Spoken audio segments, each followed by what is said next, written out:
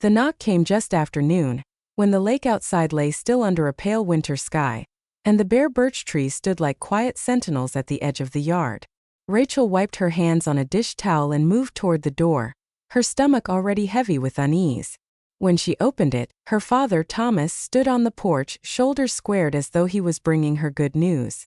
For a brief second, she wondered if she might finally hear an apology, or at least a trace of warmth, but Thomas's hands, once roughened by years of hauling lobster traps out of Penobscot Bay, now trembled faintly as he reached into his coat pocket.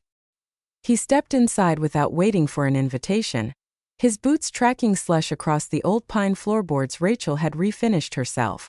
With a flourish, he laid an envelope on the kitchen table, as if he were presenting a gift at Christmas.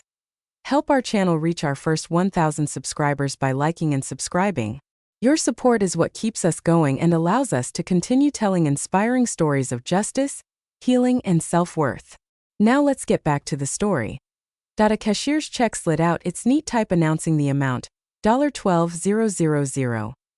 There, Thomas said, lowering himself into the chair across from her. His tone carried forced cheer, his eyes sharp with expectation. Enough for you to start over. You can find a little place in Portland, maybe even Boston if you're smart.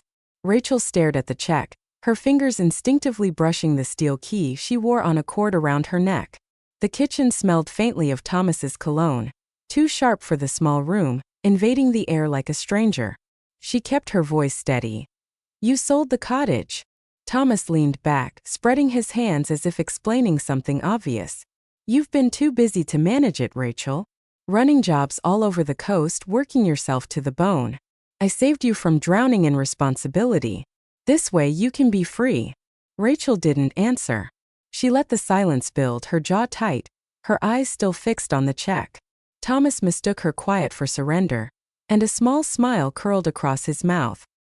He began talking faster, about investments, about a buyer eager to renovate, about how generous it was of him to hand her a check instead of leaving her with nothing. But what Thomas did not know, what he could not know, was that Rachel had already sat in attorney Victoria Hale's office in Rockland 3 days earlier. With deliberate care, she had signed documents that transferred the cottage into an irrevocable trust, ensuring that no one, not even her own father, could sell it out from under her. At Victoria's urging, she had also filed a fraud alert with the Knox County Registry of Deeds, a silent tripwire waiting for anyone foolish enough to attempt forgery.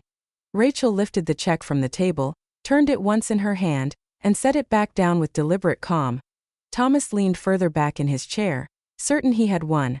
Rachel rose from her seat and walked to the window. Outside, the lake stretched in silence, a sheet of pale gray under the winter sky. The pines along the shoreline stood immovable, their dark needles whispering in the cold wind. She drew a slow breath, summoning the same composure that had carried her through storms much harsher than this one. When she turned back to face her father, she smiled. It was a small smile, but it should have been the warning he needed, the signal that he had stepped into a story already written by someone else. Thomas didn't notice. He relaxed in his chair as if the matter were finished, his mind already imagining the money he thought would soon be his.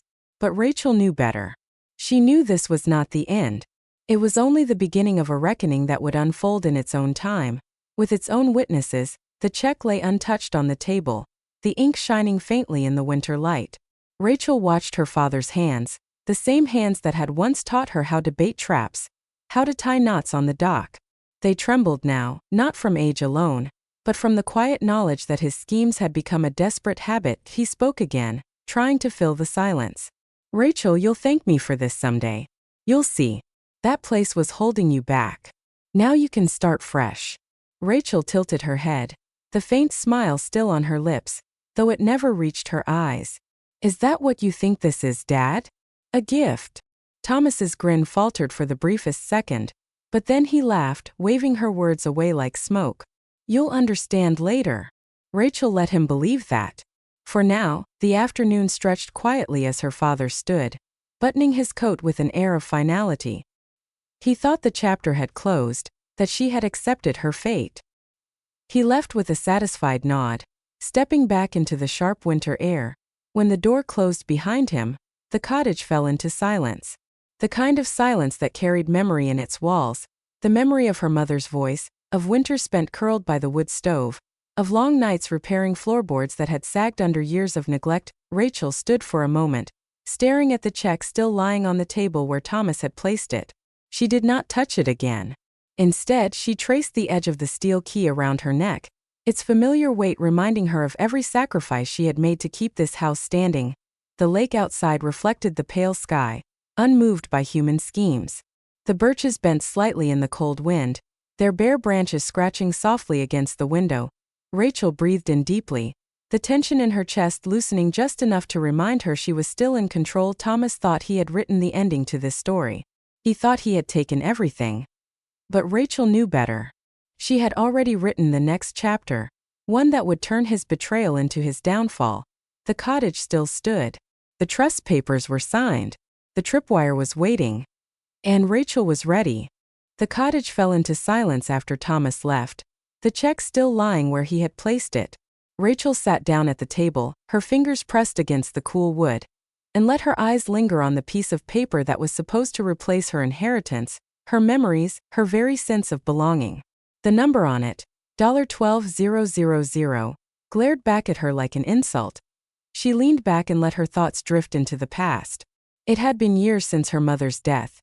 Years since the probate judge in Rockland had signed the papers transferring the cottage to Rachel. She had been only 24 then, old enough to understand loss, but still too young to comprehend how permanent grief could be. The memory of that courtroom returned with brutal clarity. The judge's voice had been formal, distant, as he confirmed the inheritance. To Rachel it hadn't felt like a gift. It had felt like a sentence. The house was crumbling. The roof shingles curled like old paper, the windows swollen with rot, and the floorboards sagged under years of water damage. Her father, Thomas, had already grown restless, his attention drifting toward whispered promises of easy money and risky ventures. He had left the responsibility to her, and she had stayed. Someone had to.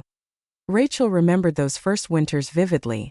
By day she worked in Camden, taking whatever job she could find, waiting tables, cleaning cottages for summer people, hauling crates at the marina.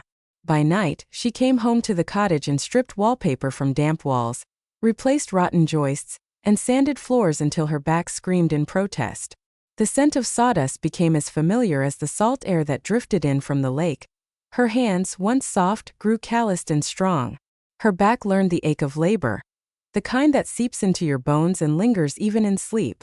But every repaired beam felt like a conversation with her mother, a line of dialogue written in wood and plaster. She was not just repairing a house, she was preserving a memory, protecting a legacy. And yet, while Rachel was pouring herself into the cottage, Thomas never stopped calling. His voice came steady, always asking, always needing. Bridge loan, Rachel. Just for a few weeks. Truck broke down, need a little cash to fix it, you know I'll pay you back. Mortgage payments late on a house in Belfast, but I can flip it easy once I get through this month. And Rachel again and again had said yes. She told herself it was family duty, that if she refused, Thomas would spiral into ruin. Deep down though she believed something else, that control equaled safety. If she held the purse strings she could prevent disaster. If she managed him she could manage the chaos. But control has a cost. Every dollar she handed over pulled her deeper into silence. Silence where she never asked why he needed so much. Silence where she didn't press for promises she knew he'd never keep. Silence where she became the steady wall he leaned against, even as the weight of him bent her. The cottage, however, never betrayed her. It was steady when nothing else was. Each winter she stoked the wood stove, watched snow pile against the stone steps, and told herself that survival was enough. This house was proof she could endure. Still, endurance is not the same as freedom. Rachel didn't realize how trapped she had become until Ethan stepped in with the truth she hadn't wanted to hear. Ethan, her cousin, had always been the kind of man who spoke carefully, his voice carrying weight only when it mattered. When he called that night, his tone told her everything before his words did it. He had been at a marina bar in Rockport, half listening to the idle chatter over cheap whiskey, when Thomas's voice cut through. Ethan had no choice but to listen as Thomas bragged loudly, declaring to anyone within earshot that the lake place would be gone within the week. He laughed as he described how easy it would be to slip a signature under Rachel's hand, how naive she was, how blind to his schemes. That laughter, repeated to her second hand, had struck Rachel like a blade. She had heard disappointment in her father's voice before. She had heard anger, manipulation, even cruelty. But to hear him boast, to know he mocked her in front of strangers, cut deeper than any debt he had ever demanded. Morning. Rachel sat across from attorney Victoria Hale in Rockland. Victoria had been recommended to her years earlier, but Rachel had never thought she would need someone so soon. Victoria listened with the kind of calm that steadied Rachel's own pulse, then leaned forward and explained plainly. A forged power of attorney was already in motion. If they didn't act quickly, the county could record a deed before Rachel even knew it existed. Rachel had felt the floor tilt beneath her as Victoria laid out the options. They had to move fast. Victoria prepared the documents transferring the cottage into an irrevocable trust, naming Rachel both trustee and lifetime beneficiary. With each page Rachel signed, the weight in her chest shifted. Not lighter, not yet, but solid. The cottage was no longer a target. Victoria also drafted a fraud alert affidavit for the Knox County Registry of Deeds. Sandra Lewis, a clerk at the registry, had promised that if any suspicious documents appeared under Thomas's name, they would be pulled aside for review. It was a tripwire, invisible but sharp, waiting for him to stumble. Walking out of Victoria's office, Rachel had felt the cold Rockland air bite her face with the force of certainty. For the first time in years, she had drawn a line that no one, not even Thomas, could cross. From that moment, preparation became her only language. The days that followed moved with strange rhythm. She still worked her jobs, still came home to the cottage, but every action was threaded with vigilance. She wanted proof, not just suspicion. So she filled the cottage with quiet witnesses, tiny cameras tucked above the doorway, in the rafters of the kitchen, in the office where Thomas liked to spread out papers. Their red lights blinked softly, unseen by him but steady reminders to her. Victoria arranged for a handwriting expert in Portland to review samples Rachel had saved. Old tax forms, her mother's will, letters she had signed for insurance claims.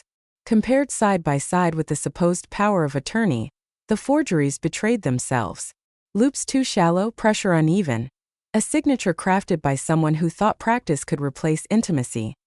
Meanwhile, Victoria traced the buyer's bank activity. The account led to a man Rachel remembered from childhood cookouts, a poker companion of Thomas's. The money shuffled between them in restless movements, small deposits, sudden withdrawals, then silence. It wasn't a business transaction. It was a shell game. And the pieces were already slipping out of Thomas's hands. By the time Sandra called Victoria late one evening, her voice steady but firm, Rachel knew the trap was closing. Sandra had flagged a rushed packet of documents dropped after hours, signatures that made her frown. They won't slip through unnoticed, she promised. Rachel closed her eyes, relief mixing with the ache of betrayal. She thought of Ethan, who had given her the warning she hadn't wanted to hear. She thought of Victoria, who armed her with legal walls stronger than her silence had ever been. And she thought of her mother, whose memory had anchored her through years of repair, sacrifice, and quiet grief. The cottage still stood, steady as ever. But Rachel was no longer just enduring. She was preparing for war. The cottage no longer felt like a refuge. It had become a command center. Rachel moved through its rooms with a quiet intensity, every step marked by vigilance. She had survived years of endurance, years of saying yes to Thomas's endless demands. But Ethan's warning and Victoria's counsel had stripped away the last remnants of denial. This was no longer about survival. It was about protection, preparation, and the first moves of a counterattack. That night, Rachel sat at her kitchen table, the same table where Thomas had once laid down the insulting $12,000 check, and drew out her plans. The small camera she had installed blinked faintly in hidden corners, recording every angle of the rooms where Thomas might someday try to press her again. Their presence steadied her nerves, as though the walls themselves were now her allies, but cameras weren't enough. Rachel needed proof that would stand in court, evidence that could hold Thomas accountable even when his charm and manipulation failed. Victoria had been clear. Documentation is powered, so Rachel gathered. She dug out old tax forms, her mother's will, letters she had once signed for insurance claims. She pressed them into an envelope and sent them to the handwriting expert in Portland, the man Victoria trusted to expose fraud with clinical precision. A week later, the report came back. The signatures on the so-called power of attorney were sloppy imitations, loops too shallow, pressure inconsistent, strokes hurried and unnatural. Practice could mimic shape, but it could not mimic the intimacy of handwriting born over years. The forgeries were undeniable. Meanwhile, Victoria followed the money trail. Rachel sat across from her in the Rockland office, listening as Victoria explained how the supposed buyer wasn't a legitimate investor at all. The account traced back to a man Rachel remembered from summers long ago, a poker buddy of Thomas's, a man who had sat laughing around backyard cookouts, beer in hand, while Rachel ran barefoot across the grass. Now he was nothing more than a pawn in Thomas's scheme. Money moved between them in jittery bursts, small deposits, sudden withdrawals, then silence. "It's not business," Victoria said flatly. "It's a shell game, and the pieces are already slipping out of their hands." Rachel nodded, her jaw tight. It was a strange comfort, knowing her father's plans were as unstable as the promises he'd always made. But she wanted more than instability, she wanted certainty. That certainty came from Sandra Lewis. One evening, long after Rachel had given up on sleep, Victoria's phone rang. Sandra's voice carried through the speaker, steady and reassuring. She had flagged a packet of documents dropped at the registry after hours. The signatures looked rushed, sloppy, suspicious. She promised they would not slip through unnoticed. Rachel pressed her forehead against the cool glass of the window as she listened. Outside, the lake lay silent under the moonlight, the pines standing tall as though they too were listening. Sandra's promise was more than a safeguard. It was proof that Rachel wasn't alone. There were people now who believed her, people who stood beside her in the quiet fight. Ethan too had offered to come by. He had called late, his voice careful, almost hesitant. "I can help with the cameras, Ratch. Or just sit with you through the waiting. You don't have to do this alone." But Rachel, stubborn as always, had refused. "I'm fine. I need to steer this myself." Ethan's silence on the line had carried disappointment, soft but undeniable. When he finally spoke, his voice was low. "All right. But you know I'm here if you change your mind." Rachel had hung up with a knot in her chest, hating the way isolation felt safer than company. It was easier to control the edges of her plan if no one else touched them. She told herself it was strength, but deep down she knew it was fear. Days blurred together, each one split between her regular jobs and the hidden war she was waging. By morning, she scrubbed dishes in Camden diners or lifted crates down at the marina. By evening, she checked the cameras, cataloged receipts, and worked with Victoria on tightening every possible legal loophole. Preparation became ritual. It steadied her, even as it consumed her when Thomas called again. His tone was lighter, almost triumphant. He wanted her to meet him for dinner. He had chosen the Summit Grill on the Rockland waterfront, a place with glass windows that looked out toward the breakwater light. His choice was no accident. It was the kind of place a man went to celebrate victory. Rachel hung up the phone and sat very still, her fingers curling around the steel key that never left her neck. She understood what the dinner was meant to be. A performance. Thomas would raise a glass to his supposed success, parade his false generosity, and expect her to play the role of grateful daughter. But Rachel had already written a different script she called Victoria. The lawyer listened quietly, then agreed to be nearby. "He thinks this dinner is a curtain call," Victoria said. "Let's make it the opening act instead." Rachel exhaled slowly, the weight of decision settling in her chest. She had prepared the cameras, the documents, the trust. She had allies now: Victoria, Sandra, Ethan, even if she struggled to let them in fully. The pieces were in place. The stage was set that night. She moved through the cottage with deliberate calm, checking locks, glancing at the blinking cameras, reviewing the folder of documents on her desk. She poured herself a glass of water and stood at the window, watching the moonlight spill across the frozen lake. The birches swayed gently, their bare branches scratching against the dark sky. For the first time in years, Rachel felt not just endurance, but anticipation. Her father believed he still held every card. He believed she was naive, pliable, blind. But Rachel knew better. She had been silent too long. Now silence had sharpened into resolve. The dinner at Summit Grill would not be his victory. It would be his unraveling. The Summit Grill sat on the Rockland waterfront, its wide glass windows framing the breakwater light against the pale horizon. Rachel's car rolled to a stop outside, her hand steady on the wheel though her chest ached with the rhythm of her pulse. Thomas had chosen the place with the flair of a man staging a grand finale. To him, this was a celebration. To her, it was a trial inside. The restaurant hummed with soft conversation and the clink of glasses. The scent of seafood drifted through the air, mingling with the faint salt of the ocean just beyond the glass. Rachel walked in with her shoulders straight, her breath measured. Thomas was already at the table, his posture loose, his face glowing with satisfaction. A bottle of wine chilled in a bucket beside him, menus spread out like props in a play. "Sit down, Rachel," he said cheerfully, his voice booming with false warmth. "This is a night for goodbyes, but also for beginnings. You'll see." Rachel slipped into her chair, folding the napkin across her lap as if nothing inside her trembled. Thomas poured 2 glasses of wine, raising his in a toast. "To your freedom," he said. "No more carrying that place alone. I've relieved you of the burden." Rachel let her glass touch his, though she didn't drink. Instead, she watched him carefully, every flicker of his expression, every careless word. Thomas leaned back, satisfaction lighting his features. "You should be thanking me, Rachel. 3 million isn't a bad price. And the 12,000? That's my way of making sure you land on your feet." The words slid over her like ice. He wanted her grateful for being cut out of her own life, her own history. Instead, Rachel smiled faintly, the expression he mistook for surrender. Halfway through the meal, movement caught her eye. Victoria Hale entered the restaurant, dressed with understated authority, her dark coat falling neatly around her. She scanned the room, then feigned surprise when her gaze landed on Rachel. "Rachel? What a coincidence," she said lightly. "Do you mind if I join you?" Thomas's brows rose, his surprise poorly masked. But he gestured with forced politeness to the empty chair. Of course. The more the merrier." Victoria slid into the seat, her eyes calm but sharp. Rachel felt a wave of relief ripple through her chest.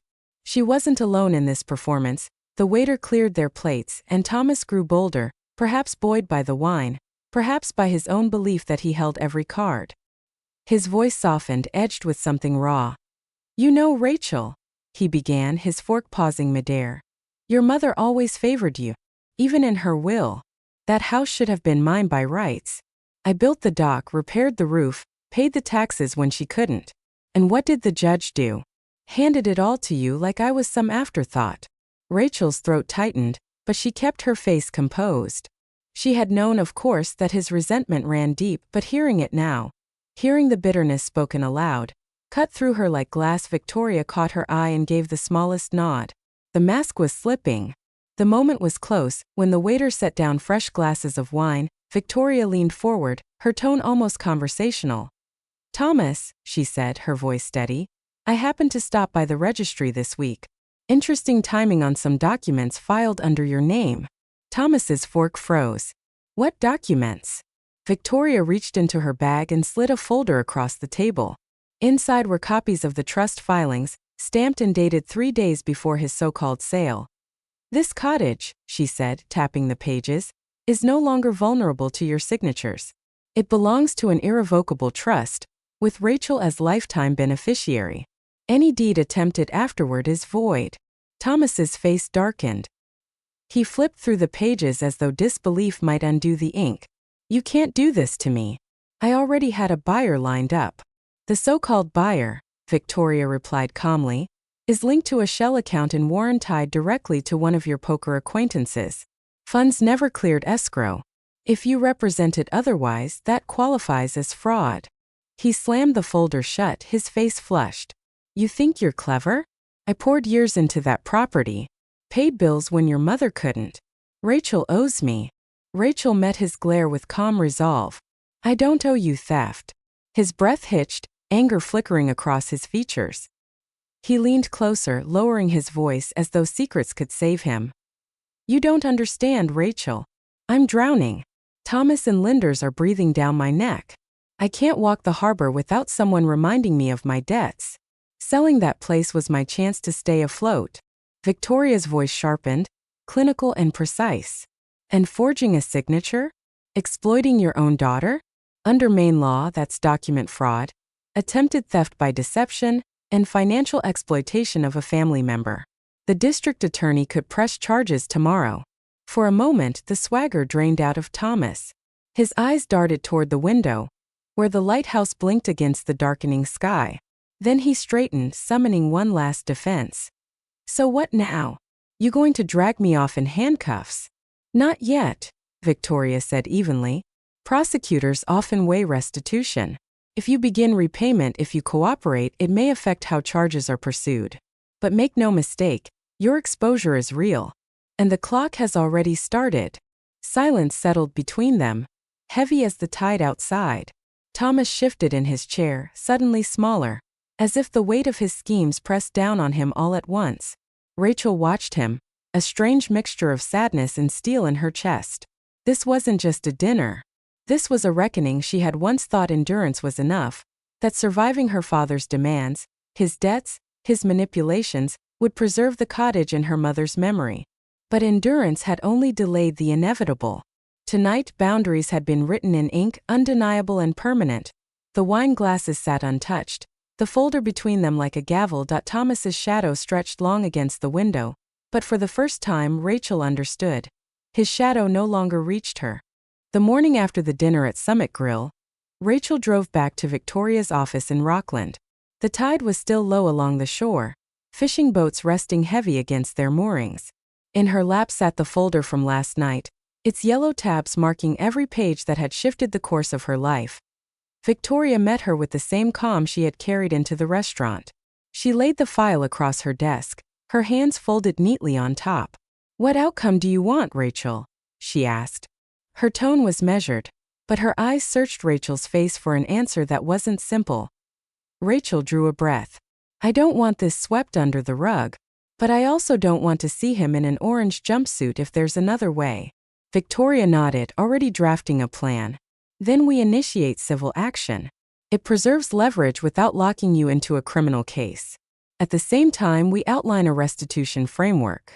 He begins repayment, liquidates what assets he can, attends mandatory financial counseling, and signs a covenant forbidding him from contacting you about the property or interfering with the trust. Any breach triggers both the civil case and the criminal referral we hold in reserve." It was a careful balance, both sword and shield.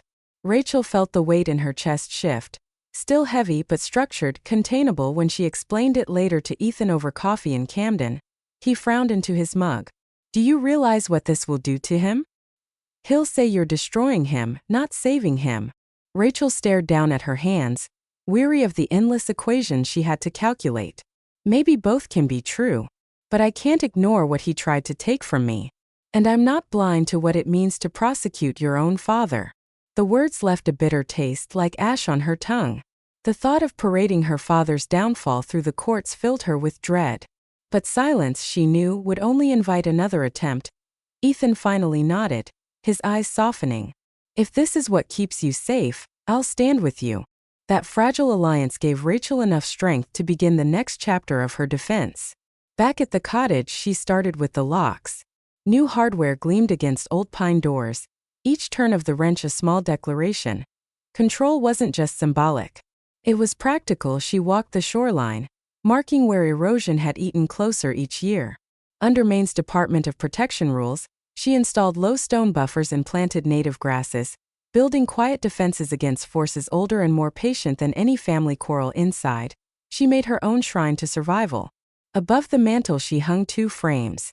One held her mother's original deed, its paper yellowed but still legible in her careful script. The other displayed the crisp trust certificate stamped with Victoria's filing mark. Together they told a lineage of resistance, proof that what was nearly taken had been reclaimed. Still, Thomas's shadow lingered, but he tried slipping through anyway. He called Ethan, spinning the same tired lines about family loyalty, about how Rachel had been poisoned against him. Ethan told her later that he had listened, but this time he didn't bend. "If you want to talk about money or the house," Ethan told Thomas, "do it through Victoria." When Rachel heard that, the relief was sharp, almost painful. For the first time in years, she wasn't carrying the weight alone. Someone else had drawn a line with her. At her next meeting with Victoria, Rachel found herself confessing what she hadn't dared to name. "The more I tighten things," she admitted, "the more alone I feel. I keep thinking if I control every hinge, every dollar, nothing can touch me. But it leaves no room for anyone else to stand beside me." Victoria closed the file gently, her expression soft. Safety matters. But walls can turn into cages if you never open the gate. The words lingered long after Rachel left the office. They echoed through the last weeks of summer, when Camden streets grew crowded with tourists and the air hinted at change. By late August, the farmers' market overflowed with crates of blueberries and jars of honey. Families spilled into Harbor Park, music drifting across the bay. Life in town carried on untouched, as though private wars like hers didn't exist. Meanwhile, Thomas had begun restitution under Victoria's supervision. The payments were small, clipped from the wages he earned repairing boats in Owl's Head. But they came on time. Rachel kept each receipt in a folder, not for revenge but because the record mattered more than his promises ever had. She also needed her own act of repair, something that stretched beyond bloodlines. So she set up a small grant through a local land trust, designed to help homeowners fight deed fraud. Within weeks, applications arrived. Neighbors with signatures questioned, elders coerced, families nearly displaced. Reading them, Rachel felt her vigilance transform into something larger, something constructive. It was the first time in months that her fight felt less like guarding against loss and more like building towards safety, for herself and for others. Then came the letter. It was in Thomas's handwriting, unadorned and plain. No apologies, no excuses. Just a single request: to stand at the road and look at the cottage one last time. Rachel carried the letter to the granite steps by the lake, where her mother had once sat on summer evenings. The request was modest compared to the damage he had done, yet it stirred something complicated in her chest. After days of weighing, she agreed. One visit, supervised, from the gravel shoulder beyond the gate. When Thomas came, he kept his distance. He stood by the road, his figure smaller than she remembered. He looked at the rooflines, the stone chimney, the birches shifting in the breeze. His face was unreadable, but his silence was the closest thing to respect he had ever given her. Rachel watched from the porch, the steel key still cool against her neck. For once there were no words, no schemes, no demands. Just distance, and a boundary she finally knew she could keep. By September, she understood. The future would not be written in bargains, but in boundaries, and this time those boundaries were hers alone to draw. A year passed in increments, measured not by sudden drama but by deliberate steps. For Rachel, it was the rhythm of accountability. Each month, Victoria sent her updates from the civil action file. Thomas had been making partial compliance, small payments logged, counseling sessions attended, progress slow but steady enough to keep the case in abeyance. None of it erased what he had tried to do, but it carved out something Rachel could live with. A system of boundaries reinforced by law, not just hoped. On a crisp September morning, Rachel sat across from Victoria once more. The file spread across the desk, its tabs neat, its pages filled with receipts and signed agreements. Victoria's voice was calm. He's meeting the terms. Not perfectly, but consistently enough that prosecutors are willing to leave the criminal charges suspended. Rachel nodded slowly. It's not forgiveness, she admitted. It's not even closure. But it's enough. And it was. Not forgiveness, not reconciliation, but accountability. Back at the cottage, autumn had settled in. The air carried the first bite of cold, the birches along the lake swaying as though whispering their approval. Inside, Rachel prepared something she had envisioned for months. She built a shadow box to mount above the mantel. Inside she placed 3 things: the steel key she had once worn around her neck, the weight of vigilance she no longer needed to carry, the crisp trust certificate stamped with Victoria's filing mark, proof that no one could ever again slip the cottage from her grasp, and a photograph of the cottage her mother had taken the summer before she died. Sunlight slanting across the stone steps, birches full of green. Together they told a story. Not just of survival, but of reclamation. Rachel stepped back and studied the display. The key no longer needed to rest against her skin. It belonged there, behind glass, as both artifact and promise. The cottage itself seemed to breathe more easily. Its walls no longer trembling under threat. Its silence no longer heavy with fear. For the first time, Rachel felt that the house was not just something she defended. It was something that could finally shelter her, fully and freely. Outside, the lake caught the light like polished glass. The seasons had turned as they always did. But Rachel knew she had turned with them. Thomas's shadow lingered somewhere beyond the gate. But he no longer stood inside. Rachel walked the shoreline one last time before winter, her boots crunching against the gravel, her breath rising in white clouds. She marked the low stone buffer she had set, the young native plants growing stubbornly against the erosion. They were small defenses but enduring ones, like herself. Ethan came by sometimes, carrying coffee and quiet conversation. They didn't speak often of Thomas, but when they did, Ethan's words were simple. "You did what you had to do." Rachel always nodded, though her heart carried the weight of both loss and relief. She had saved the cottage, yes, but she had also accepted a truth she had once resisted. Not every family can be repaired. Still, she was no longer alone.